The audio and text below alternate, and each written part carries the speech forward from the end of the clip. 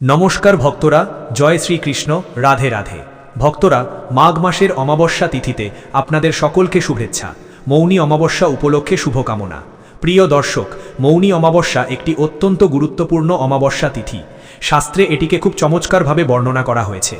আজ আমি আপনাদের জন্য সমস্ত পুরাণ থেকে মৌনী অমাবস্যার মহিমা সম্পর্কে তথ্য নিয়ে এসেছি। কেন এটি এত চমৎকার, কিভাবে এই একটি তিথি আপনার জীবনকে বদলে দিতে পারে। আপনি কি জানেন যে এই দিনে করা দান 100 বছর ধরে করা দানের একই ফল দেয়? কেন এটি এমন ফল দেয়, কিভাবে এটি এমন ফল দেয়, আজকের ভিডিওতে আপনি এটি জানতে পারবেন। আপনি কিভাবে আপনার পূর্বপুরুষদের সন্তুষ্ট করতে পারেন, এই একদিন কিভাবে আপনার পূর্বপুরুষদের 100 বছর ধরে সন্তুষ্ট করতে পারে, বর্ণনাটি স্কন্দ পুরাণে পাওয়া যায়। আমি সেখান থেকে এটি নিয়ে এসেছি। আমি পদ্ম পুরাণে পাওয়া বর্ণনাটিও আপনাদের জন্য নিয়ে এসেছি। আপনি এই ভিডিওতে পুরাণ থেকে প্রচুর তথ্য পাবেন। বিশ্বাস করুন, এই মৌনী অমাবস্যায় যদি আপনি এই আচার অনুষ্ঠানগুলি করেন, তাহলে আপনার জীবনের ঝামেলা অবশ্যই দূর হবে। কারণ এমন কিছু কর্ম আছে যা আপনার পূর্বপুরুষদের জন্য সর্বোত্তম ফল বয়ে আনে। আপনার পুণ্যকর্ম বৃদ্ধির জন্য এর চেয়ে ভালো এবং শুভ দিন আর নেই। আপনি যদি আপনার পুণ্যের হিসাব বাড়াতে চান, তাহলে এই দিনের পূর্ণ সদ্ব্যবহার করুন। আমি সম্পূর্ণ শাস্ত্রীয় তথ্য দিয়ে শুরু করব। আমার একমাত্র অনুরোধ হলো, যদি আপনি ভিডিওটি সামান্যও পছন্দ করেন, তাহলে দয়া করে এটিকে লাইক করুন এবং যতটা সম্ভব শেয়ার করুন। কারণ এই ভিডিওটি অনেক প্রচেষ্টার মাধ্যমে তৈরি করা হয়েছে। অসংখ্য পুরাণে গবেষণা করা প্রথম পদক্ষেপ। যখন আপনি এটি পছন্দ করেন, আপনার চিন্তাভাবনা শেয়ার করুন এবং কিছু লিখুন। আমরা উৎসাহ পাই এবং এই প্রচেষ্টা সফল বোধ করি। আপনার পূর্বপুরুষদের সন্তুষ্টি এবং মুক্তির জন্য দয়া করে কমেন্ট বিভাগে লিখুন, জয় শ্রীকৃষ্ণ। ভগবান শ্রীকৃষ্ণ ইউটিউব চ্যানেল পরম সত্য দেখছেন। আমরা এখানে জ্যোতিষশাস্ত্র এবং পঞ্জিকা অনুসারে সমস্ত উপবাস এবং উৎসব সম্পর্কে সঠিক শাস্ত্রীয় তথ্য সরবরাহ করি। আমরা ব্যাখ্যা করি কোন তারিখ কোনটি, কখন উপবাস করা উচিত ইত্যাদি, কোন কোন আচার অনুষ্ঠান, নিয়ম এবং কোন ভুলগুলি এড়ানো উচিত। আপনি যদি এই ধরনের সঠিক তথ্য পেতে চান, তাহলে এক্ষুনি পরম সত্য চ্যানেলটি সাবস্ক্রাইব করুন এবং বেল আইকনটি টিপুন। আমাদের সমস্ত ভিডিও পেতে বেল আইকনটি টিপুন। আসুন দর্শকরা, আসুন অভ্যন্তরীণ প্রক্রিয়া নয়, অভ্যন্তরীণ প্রক্রিয়া সম্পর্কে একটি ভিডিও দিয়ে শুরু করি। আসুন যোগ তিথি মৌনী অমাবস্যা সম্পর্কে কথা বলি। প্রিয় দর্শকরা, প্রথম প্রশ্নটি ওঠে যে মাঘ মাসের অমাবস্যা তিথিকে কেন মৌনী অমাবস্যা বলা হয়। এর কারণ কি প্রিয় দর্শকরা? এই অমাবস্যা তিথিতে নীরবতা অত্যন্ত মূল্যবান, অর্থাৎ নীরবতা পালন অত্যন্ত মূল্যবান। নীরবতা হলো নীরবতা পালনের গৌরব। নীরবতা হলো মুনির এক রূপ, কারণ একজন মুনি কি করেন, তারা নীরব থাকেন, এবং এভাবেই মৌনী অমাবস্যা এসেছে। অতএব যে কেউ নীরবে এই উপবাস সম্পন্ন করে, সে ঋষির মর্যাদা অর্জন করে, এবং এই কারণেই একে মৌনী বলা হয়। যখন কেউ এই অমাবস্যার উপবাস নীরবে সম্পন্ন করে, তখন সে ঋষির মর্যাদা লাভ করে। প্রিয় দর্শক, শাস্ত্রে বলা হয়েছে যে এই দিনে, অর্থাৎ মাঘ মাসের অমাবস্যা তিথিতে নীরবে থাকা উচিত এবং প্রয়াগরাজ বা গঙ্গা নদীর মতো অন্য কোনো পবিত্র নদীতে, এমনকি বাড়িতেও স্নান করা উচিত। এই দিনে নীরবে স্নানের উপকারিতা অপরিসীম। শাস্ত্রে বলা হয়েছে যে কেউ এই দিনে নীরবে স্নান করে, সে অসীম পুণ্য লাভ করে। মৌনী অমাবস্যায় নীরবে অনেক কিছু করা উচিত। উপবাস করা আবশ্যক এবং সময়ে সময়ে এই উপবাস পালন করলে বিভিন্ন পুণ্য লাভ হয়। উদাহরণস্বরূপ, পুরাণে বলা হয়েছে যে মৌনী অমাবস্যায় স্নান এবং নীরবে উপবাস করলে আপনি ঋষির মর্যাদা লাভ করেন। মুনির পদ কি? এটি সর্বোচ্চ পদ। এটি এমন একটি উচ্চ পদ যা তারা অর্জন করে যারা সর্বোচ্চ কর্ম করে। একটি বিশ্বাস আছে যে এই কারণেই এটিকে মৌনী অমাবস্যা বলা হয়। এর আরেকটি কারণও উল্লেখ করা হয়েছে। অন্যান্য বিশ্বাস অনুসারে ব্রহ্মা এই দিনে স্বয়ংজাত মনু সৃষ্টি করে মহাবিশ্বের সৃষ্টি শুরু করেছিলেন। এই কারণেই এই অমাবস্যাকে মৌনী অমাবস্যা বলা হয়। ব্রহ্মা এই দিনে নীরবে ব্রহ্মাণ্ড সৃষ্টি করেছিলেন এবং এর ইতিবাচক ফল হয়েছিল। এই কারণেই এটিকে মৌনী অমাবস্যা বলা হয়। পদ্মপুরাণে বলা হয়েছে যে মাঘ মাসের কৃষ্ণপক্ষের অমাবস্যা তিথিতে যে ব্যক্তি সূর্যোদয়ের আগে পূর্বপুরুষদের জল এবং তিল উৎসর্গ করে, সে স্বর্গে অনন্ত আনন্দ লাভ করে। এটা বুঝুন, যখন আপনি স্বর্গে থাকেন, তখন আপনি সেখানে অল্প সময়ের জন্য থাকেন, যতক্ষণ আপনার গুণাবলী স্থায়ী থাকে। যেমন আপনি যতক্ষণ আপনার টাকা ব্যাংকে থাকে, ততক্ষণ হোটেলে থাকতে পারেন, তেমনি আপনি যতক্ষণ আপনার গুণাবলী স্থায়ী থাকে, ততক্ষণ স্বর্গে থাকবেন।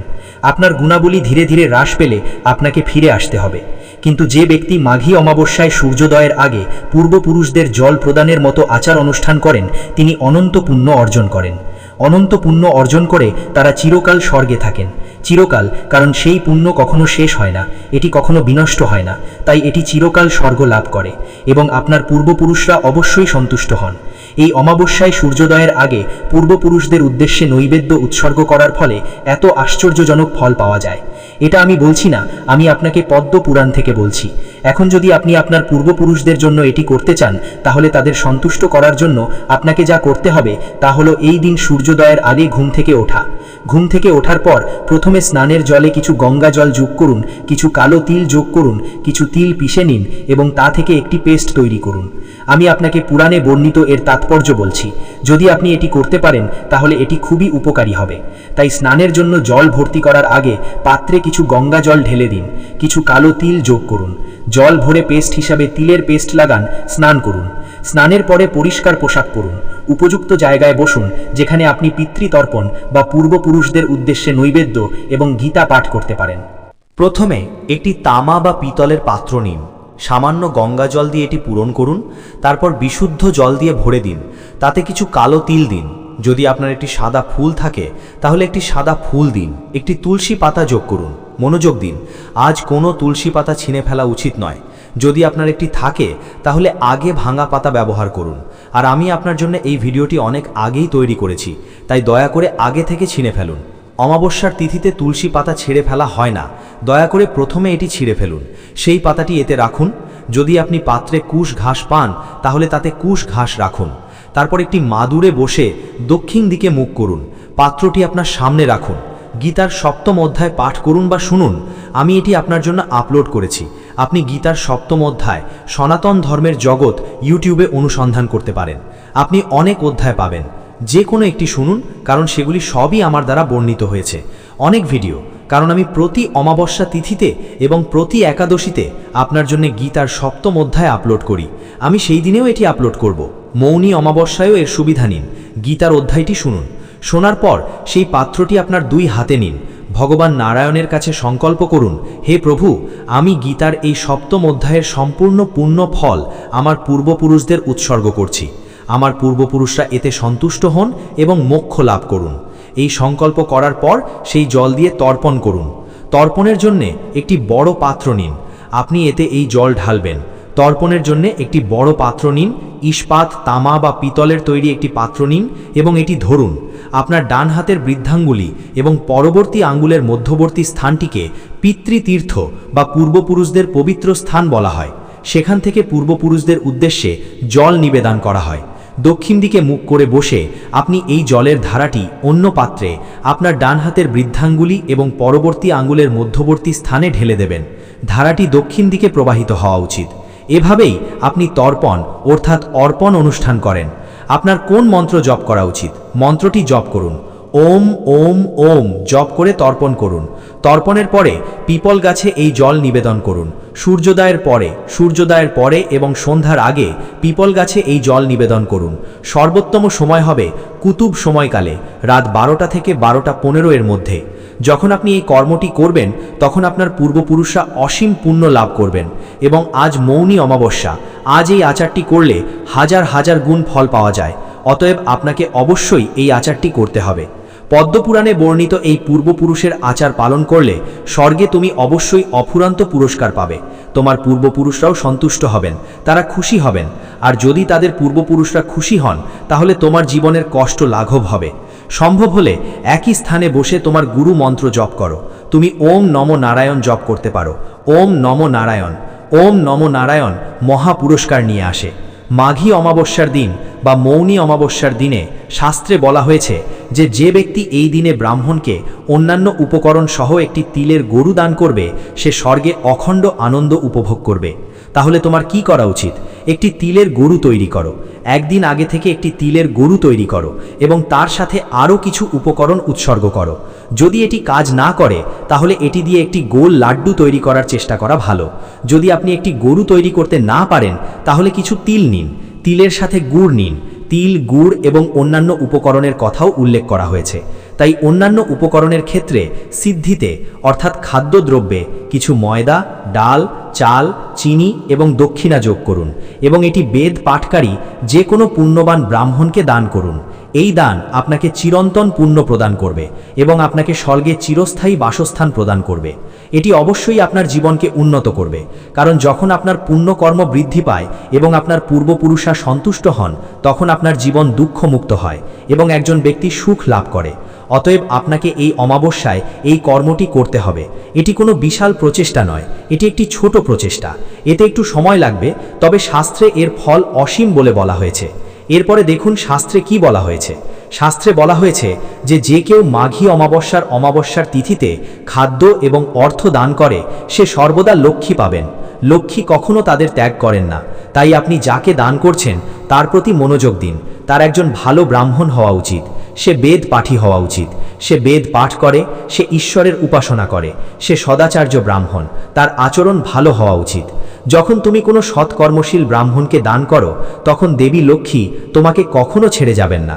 দেবী লক্ষ্মী সর্বদা তোমার সাথে থাকবেন, তোমার ভাণ্ডার সর্বদা সম্পদে পরিপূর্ণ থাকবে।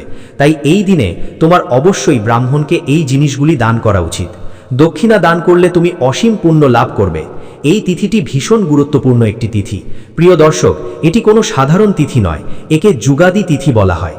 কিছু সূত্র বলে যে দাপর যুগ এই তিথিতে শুরু হয়েছিল, আবার কিছু সূত্র বলে যে কলিযুগ এই তিথিতে শুরু হয়েছিল। তাই এই তিথি শাস্ত্রে বলা হয়েছে যে যদি যুগাদি তিথি হয় এবং সূর্য মকর রাশিতে থাকে, অর্থাৎ সূর্য মকর রাশিতে গমন করে, তাহলে মৌনী অমাবস্যার তাৎপর্য বেড়ে যায় এবং এই সময় এই ধরনের কাকতালীয় ঘটনা ঘটে। প্রিয় দর্শক, এবারে এই ধরনের কাকতালীয় ঘটনা ঘটে কারণ 14 তারিখে সূর্য মকর রাশিতে প্রবেশ করে এবং এর পরে মৌনী অমাবস্যা হয়। অতএব মকর রাশিতে গোচর ঘটে, সূর্য এবং অমাবস্যা একত্রিত হয়। শাস্ত্রে বলা হয়েছে যে যদি কোনো ব্যক্তির পরিবার, ভাইয়ের পরিবার, বন্ধুর পরিবার বা গুরুর পরিবারের কেউ ভালো অগ্রগতি অর্জন না করে থাকে, তাহলে এই তিথি সেই অগ্রগতির জন্য খুবই শুভ। আর যদি কারো রাশিফল বা জীবনে পিতৃদোষ থাকে, তাহলে এই তিথিটিও তার সমাধানের জন্য খুবই গুরুত্বপূর্ণ। সূর্য মকর রাশিতে আছে এবং এটি মাঘী অমাবস্যা। এটি কোনো ভালো সমন্বয় তৈরি করবে না। এর পূর্ণ সদ্ব্যবহার করুন। এই দিনে যদি আপনি এটি করেন, তাহলে বিশেষ উপকার পাবেন। ধরুন আপনার নিজের পরিবারে কেউ আছেন বা আপনি মনে করেন যে আপনার মায়ের পরিবারের কেউ এমনভাবে মারা গেছেন যে হয়তোবা সে এখনও মোক্ষ লাভ করেনি, তাহলে আপনি এমন ব্যক্তির জন্য পিণ্ড দান করতে পারেন। আপনি গঙ্গা নদীর তীরে তর্পণ ইত্যাদি করতে পারেন। গঙ্গা নদীর তীরে আপনি খুব ভালো ফল পাবেন। স্কন্দ পুরাণে ভগবান শঙ্কর বলেছেন যে যারা তাদের পূর্বপুরুষদের ভক্তি সহকারে গুড়, ঘি, তিল এবং মধু মিশ্রিত ক্ষীর গঙ্গায় ঢালেন, তাদের পূর্বপুরুষরা 100 বছর ধরে তৃপ্ত থাকেন, অর্থাৎ তারা সন্তুষ্ট থাকেন এবং সন্তুষ্ট হয়ে তাদের ছেলে মেয়েদের বিভিন্ন কাঙ্ক্ষিত জিনিস সরবরাহ করেন। তাহলে এটি একটি সহজ কাজ। মৌনী অমাবস্যায় আপনাকে গুড়, ঘি, তিল এবং মধু মিশ্রিত ক্ষীর তৈরি করে গঙ্গায় প্রবাহিত করতে হবে। পূর্বপুরুষরা আপনি যা চাইবেন তা দান করবেন, এমনকি সবচেয়ে গুরুতর পূর্বপুরুষের পাপও মুছে যায়। আমি এটি বলছি না, স্কন্ধ পুরাণে ভগবান শিব এটি বর্ণনা করেছেন। প্রিয় দর্শকগণ, বর্ণনাটি আরও এগিয়ে যায়। শাস্ত্রে বলা হয়েছে যে যারা মৌনী অমাবস্যার এই দিনে ভগবান শিবকে গঙ্গাজল দিয়ে স্নান করান, এমনকি যদি তারা নরকেও থাকেন, তাদের পূর্বপুরুষরা সন্তুষ্ট হন। তাই প্রিয় দর্শকগণ, গঙ্গাজল ভারতের সর্বত্র রয়েছে এবং শিবলিঙ্গও পাওয়া যায়। তাই তোমাদের অবশ্যই এটি করতে হবে। যেখানেই শিবলিঙ্গ দেখবেন সেখানেই এই আচারটি পালন করুন। যদি তোমাদের বাড়িতে শিবলিঙ্গ থাকে, তাহলে তোমরা বাড়িতেও এটি করতে পারো। এতে তোমাদের নরকে থাকা পূর্বপুরুষরাও সন্তুষ্ট হবেন।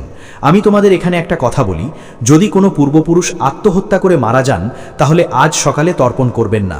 তাদের জন্য তোমাদের গঙ্গায় গিয়ে কোনো পণ্ডিত ব্রাহ্মণকে সেখানে নারায়ণ বালি অনুষ্ঠান করানো উচিত।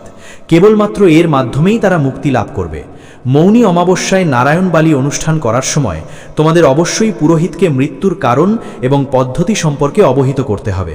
তিনি সেই অনুযায়ী আচার অনুষ্ঠান করবেন এবং তারপর তাদের মুক্তি নির্ধারণ করবেন। যারা আত্মহত্যা করেছেন তাদের জন্য তুমি কিছুই করতে পারবে না, কেবল নারায়ণ বালিই তা করতে পারেন। প্রিয় দর্শক, আমি আগেই বলেছি যে এটি দেবী মাতার অমাবস্যা। এটি হলো যোগাধি তিথি। স্কন্ধ পুরাণে মাতার পঞ্চদশী কৃষ্ণের বর্ণনা রয়েছে, অর্থাৎ এটি দাপর যুগ। তবে কিছু পণ্ডিত এটিকে কলিযুগের সূচনা বলেও মনে করেন। তাই শ্রোতারা, যুগাধি তিথিগুলিকে অত্যন্ত শুভ বলে মনে করা হয়। এই দিনে আপনি যাই করুন, যেমন পূজা, পাঠ, তপস্যা, যজ্ঞ, হবন ইত্যাদি, আপনি বহুগুণে পুণ্য লাভ করেন। শাস্ত্রে বলা হয়েছে যে প্রতিটি যুগে 100 বছর দান করলে যে পুণ্য লাভ হয় তা যুগাদিকালে একদিনেই লাভ হয়। অর্থাৎ মৌনী অমাবস্যায় একদিন দান করলে 100 বছর দান করার সমান পুণ্য লাভ হবে। মাত্র একটি মৌনী অমাবস্যায় দান করলে 100 বছর দান করার পুণ্য লাভ হবে।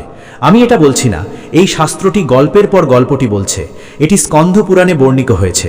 তাহলে আপনার কি করা উচিত? উদারভাবে দান করুন, যতটা সম্ভব দান করুন, খাদ্য ও বস্ত্র দান করুন, দক্ষিণা বা দান করুন, জুতো দান করুন, অর্থাৎ আনুষাঙ্গিক জিনিসপত্র। এটি শীতকালীন উৎসব। এই শীতকালীন উৎসবে যদি আপনি কাঠ জ্বালিয়ে ঋষি সন্ন্যাসীদের ঠান্ডা কমানোর জন্য আগুন জ্বালান, তাহলে তাও অত্যন্ত পুণ্যের। লেপ, কম্বল এবং অন্যান্য পোশাক দান করুন। কালো তিল এবং গুড় দিয়ে তৈরি লাড্ডু তৈরি করুন, লাল কাপড়ে মুড়ে দান করুন। এই দিনে গরুকে দান করারও প্রচুর পুণ্য রয়েছে। গোশালায় যান এবং তাদের খাওয়ান অথবা তাদের সেবায় স্বয়ংসেবক হন। এটিকে সর্বোত্তম পুণ্য হিসেবে বিবেচনা করা হয়। এই দিনে আপনার কপালে গোধূলি লাগানো অত্যন্ত উপকারী। প্রিয় দর্শক, এই দিনে পিপল গাছে অর্ঘ্য নিবেদন এবং প্রদক্ষিণ করারও প্রচুর পুণ্য রয়েছে। দীপ দান করলেও অনেক পুণ্য হতে পারে। অনেকেই ভাবতে পারেন, পণ্ডিতজি, ধরুন আপনি সকালে সূর্যোদয়ের আগে তর্পণ করতে বা অর্পণ করতে অক্ষম, বা তাড়াতাড়ি ঘুম থেকে উঠতে অক্ষম। যারা সূর্যোদয়ের পরে ঘুম থেকে ওঠেন তারা পরে তর্পণ করতে পারেন। এমন নয় যে আপনি পরে তা করতে পারবেন না, তবে এরও পুণ্য ফল রয়েছে। কিন্তু সূর্যোদয়ের আগে উপবাসের সর্বোত্তম ফল পাওয়া যায় বলে মনে করা হয়। এই অমাবস্যায় উপবাসেরও অনেক তাৎপর্য রয়েছে, এর অনেক উপকারিতা রয়েছে। যদি সম্ভব হয় তাহলে এই দিনে উপবাস করুন। এই দিনে যদি আপনি ক্ষুধার্ত প্রাণীদের খাওয়ান, যেমন মাছ, পিঁপড়ে বা পাখিদের খাওয়ান, তা অত্যন্ত ফলপ্রসূ। এই কাজটি এতটাই উপকারী যে এটি আপনাকে চিরন্তন পুণ্য এনে দেবে। এই তিথিটি তাৎপর্যপূর্ণ এবং আমি এই শাস্ত্রীয় তথ্যটি আপনার সাথে ভাগ করছি। এখন আমি আপনাকে মহাভারতের অনুশাসন পর্বে কি বলা হয়েছে তা বলি। বর্ণিত আছে যে এই অমাবস্যায় প্রয়াগরাজে 3,10,00,000 অন্যান্য তীর্থস্থান একত্রিত হয়। অর্থাৎ মৌনী অমাবস্যার এই দিনে পৃথিবীসহ সমস্ত তীর্থস্থান প্রয়াগরাজে স্নান করতে আসে। স্থানটি এতটাই পূজনীয় যে যে কেউ মাঘ মাসের অমাবস্যা তিথিতে প্রয়াগরাজে যেতে পারেন, তাদের অবশ্যই পরিদর্শন করা উচিত। এটি তাদের কাছে খুবই উপকারী।